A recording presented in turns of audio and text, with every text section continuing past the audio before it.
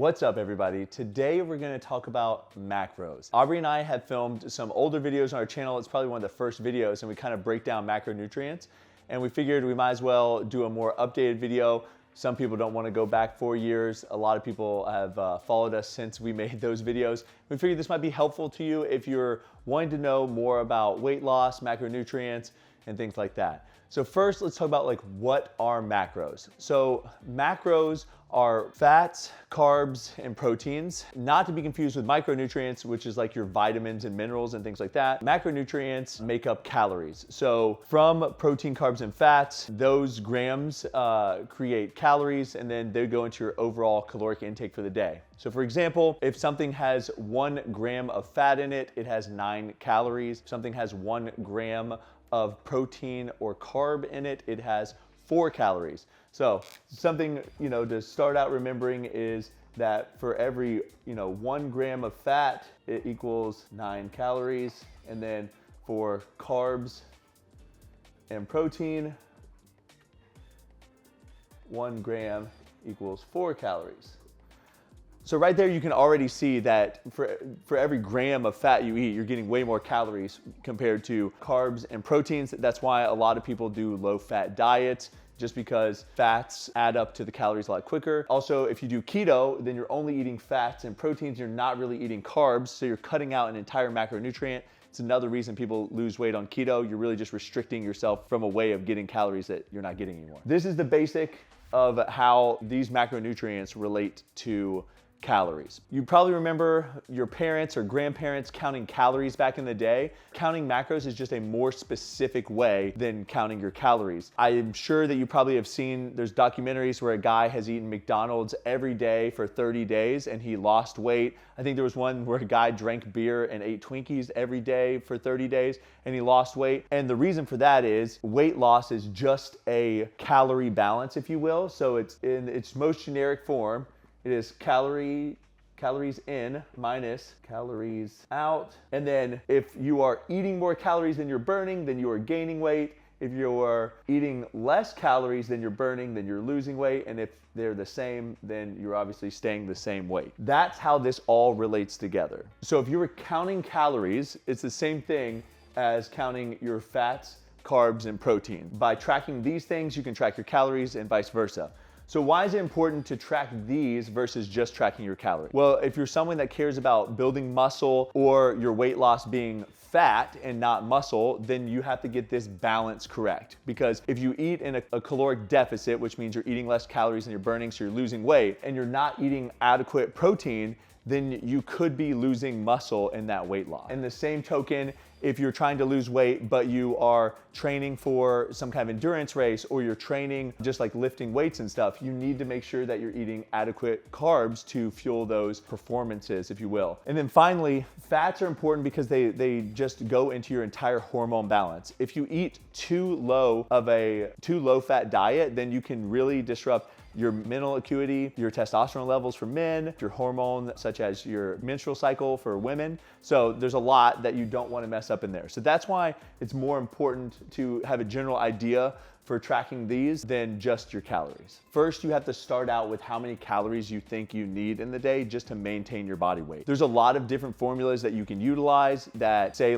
take your body weight now, multiply it by 1.2, and that's how many calories you should eat if you're a very sedentary person, and then multiply it by 1.8 if you're a very active person, and then 1.5 if you're somewhere in the middle. I don't really think that those work that well because I think that a lot of people don't equate their jobs into their activity levels, and I think predominantly where most people's activity levels come now.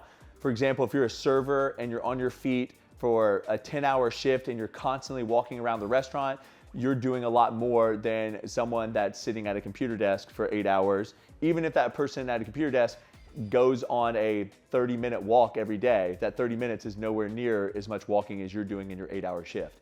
So most people over calculate how many calories they need in a day. I'm gonna assume that this is like a male that's trying to lose weight aggressively. We'll talk about that, I guess, in more depth later. But let's just say we're working with 2160 calories is what this guy wants to aim for. So you'll multiply your body weight times 0.8 to 1.2. And the reason there's a range is if you're trying to lose weight, you need your protein to be at the higher end of this. And if you're trying to gain weight, then your protein can be in the lower end because you're not worried about losing muscle mass while you're gaining weight because you have plenty of calories for your body to burn over burning your muscle mass. For this, we're just gonna say, since it's aggressive weight loss for this person and they weigh 200 pounds is how much they weigh, then they're gonna need to eat 1.2 times this, which would be 240 grams of protein. So what that gives us is 960 calories of our 2160 is gonna come from protein. Now, fats, I have between 0.25 and 0.3 of your total calories should come from fats. It's really just, like I said, to maintain hormone balance, mental health, all that stuff. If you're someone that wants to lose weight aggressively, you're probably gonna need to be on the lower end. If you're someone that prefers like more fatty foods, then maybe you wanna put yourself up closer to 0.3. Again, these are general numbers.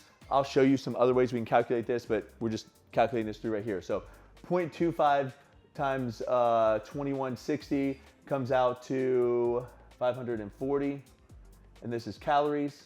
And then if you remember, there's 9 calories per gram of fat. So when you divide this out, that gives us 60 grams of fat. So we have 240 grams of protein and 60 grams of fat. And of that, right here, you can see we've used up 1,500 calories of our 2160.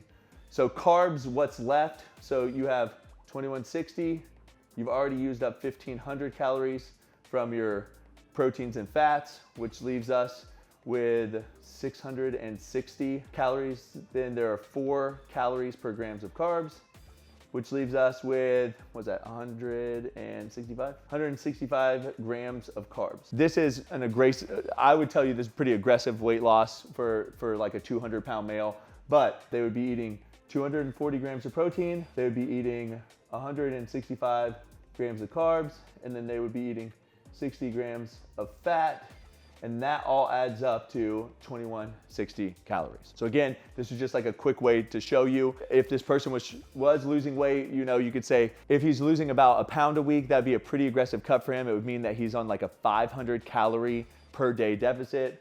This is just some side information. There's about 3,500 calories in 1 pound of fat. If you want to lose 1 pound of fat every week, you would have to be losing 500 calories a day. If this guy's maintenance was 2660, then he's in a 500 calorie deficit using these numbers. If this same person was eating 2660 calories, so it's more like their maintenance, and we want to go back here and they want to be eating this much and they're still 200 pounds, you know, maybe they want to eat closer to 1 gram of protein per pound of body weight. And so that would be 200 grams of protein instead of 240, because again, they're at a maintenance now, so they don't want to eat as much protein. That gives you 800 calories from that. And then if we take 2660 and we multiply it by 0.25, equals 665, which would give us about 74 grams of fat that you could eat.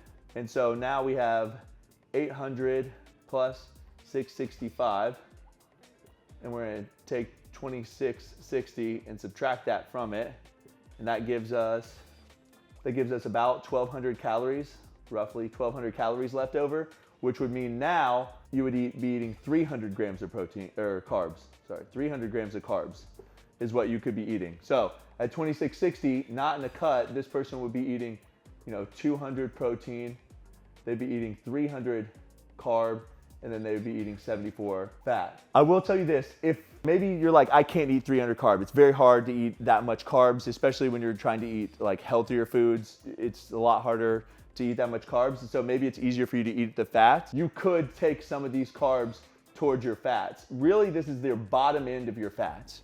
So some people, what they do is they like to look at this and they say, okay, I need to get 74 grams of fat minimum, and then I have 1,200 calories left that I can split between more fats and my carbs.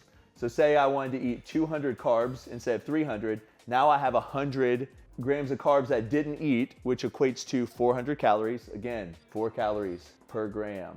That's 400 calories that I didn't consume in my carbohydrates. So now I can take that 400 calories, divide it by 9, which gives you 44 grams of fat that I could eat. So now instead of eating 74 grams, I could eat 118 grams of fat and 200 carbs. So There are a lot of things that you can do with macronutrients once you get better at tracking them and understand them. So please comment down below your questions. Aubrey and I are trying to update these videos, so if we need to go more in depth into any subject, we will. Just to further hit this point home, you have this, let me erase my board.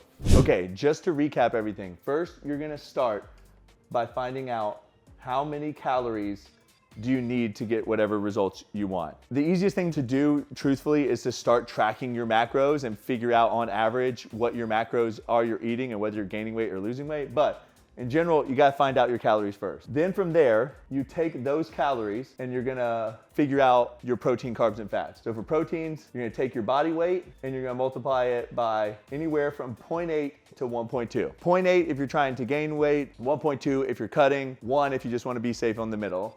You take your body weight and that's how much protein you're gonna eat. And then for fats, you're gonna take this calorie number and you're gonna multiply it by 0.25 to 0.3, up to you. So let's just pick 0.25. That's your calories that are gonna come from fat. So you'll take that calorie number, you'll divide it by 9, and then that'll give you grams of fat. And then finally, you have your carbs, which is just and then you multiply this by 4 to get your calories from protein. So for your carbs, you'll take that big calorie number up top, you'll subtract your calories from protein, and you'll subtract your calories from fat, and that'll leave you with your calories for carbs, and you'll divide that by 4 to get your grams of carbs. So that's how you find out everything, just high level. Hopefully this helps. Again, comment your questions down below so that Aubrey and I can answer them. We're gonna do a video on how to track your macros because I know a lot of people have trouble with that as well. So yeah, subscribe if you haven't, you're worth it.